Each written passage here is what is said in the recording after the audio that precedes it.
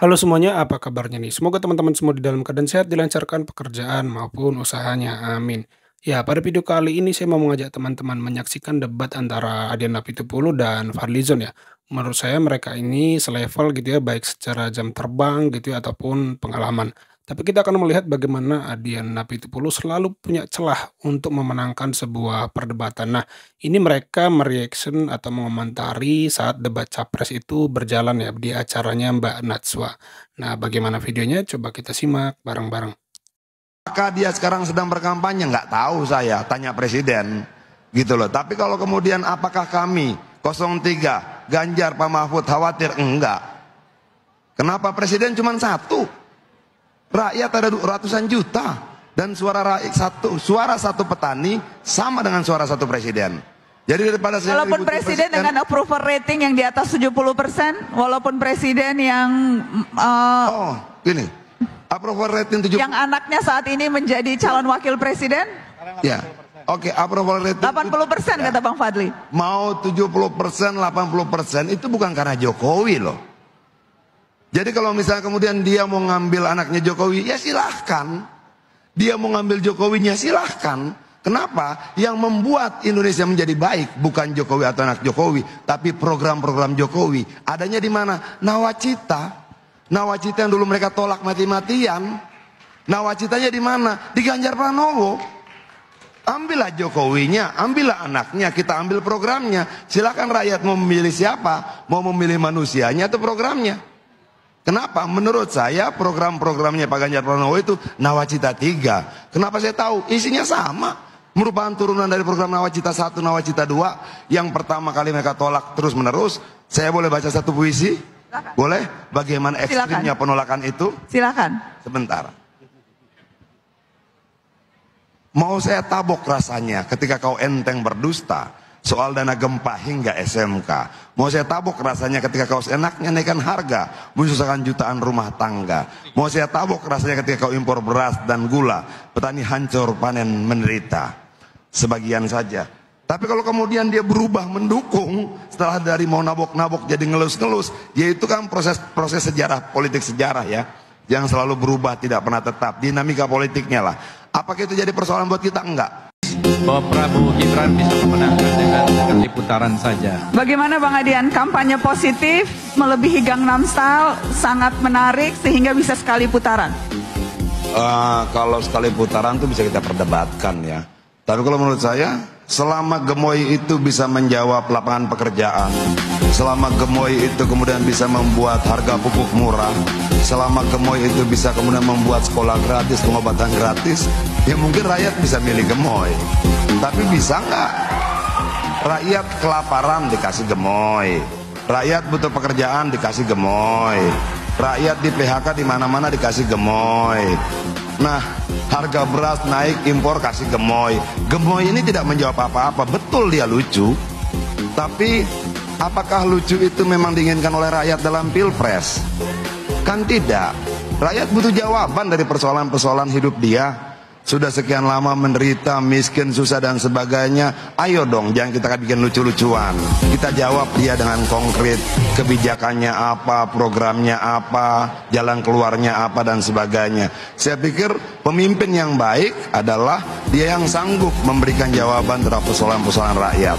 Bukan dia yang sanggup lucu-lucuan depan rakyat, bukan. Ya, izin memberi komentar teman-teman. Saya cukup setuju ya dengan Bung Adian yang mengatakan approval rating Pak Jokowi tinggi bukan karena Jokowinya, tapi karena nawacitanya. Tapi bagaimanapun kita harus tetap memberi apresiasi kepada aktornya, eksekutornya yaitu Pak Joko Widodo. Tapi memang secara keseluruhan itu adalah program-program daripada nawacita tadi. Memang seharusnya seperti itu ya teman-teman. Jadi bukan berdasarkan sosok, tapi berdasarkan partai. Misalnya kalau di Amerika itu kan ada Republik dan Demokrat. Nah, itu kan langsung dua warna yang berbeda.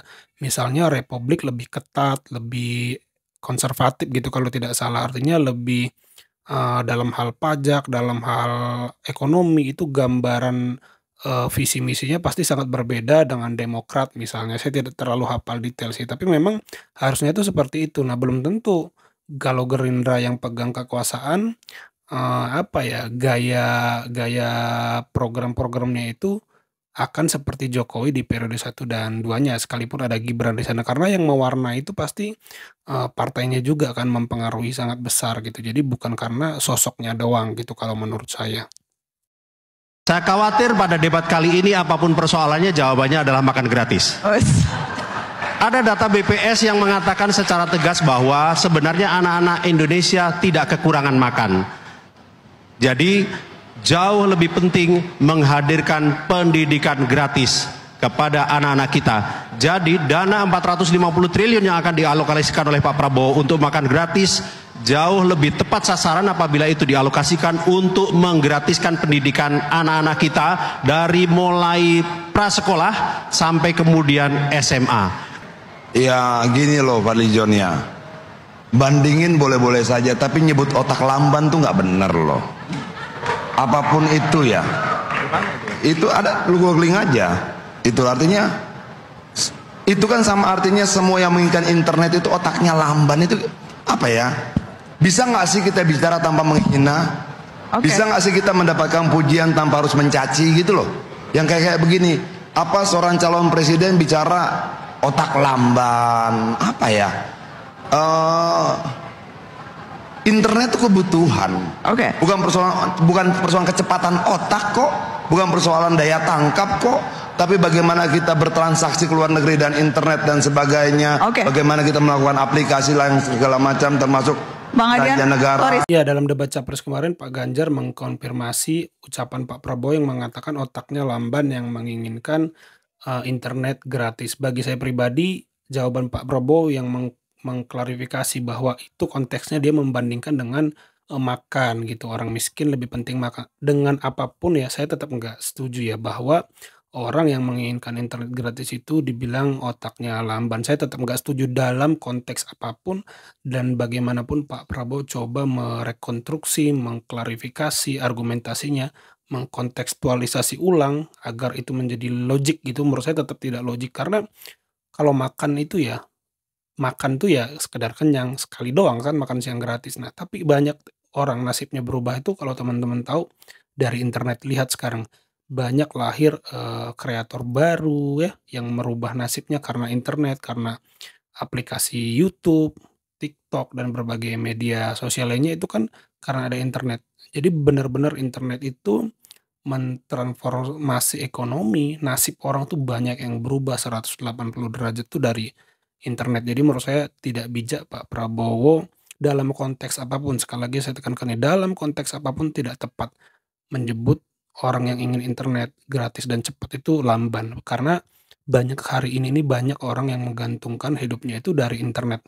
Banyak orang yang mata pencahariannya agar dia bisa makan siang, makan pagi, makan malam tuh dari internet. Jadi saya pikir tidak tepat ucapan Pak Prabowo, paradigma dia tentang internet gratis itu tidak sepenting makan gratis. Bagi saya itu sangat-sangat tidak tepat, karena betapa besar roda ekonomi berputar, orang menggantungkan makan pagi, makan siang, dan makan malamnya hari ini dari internet.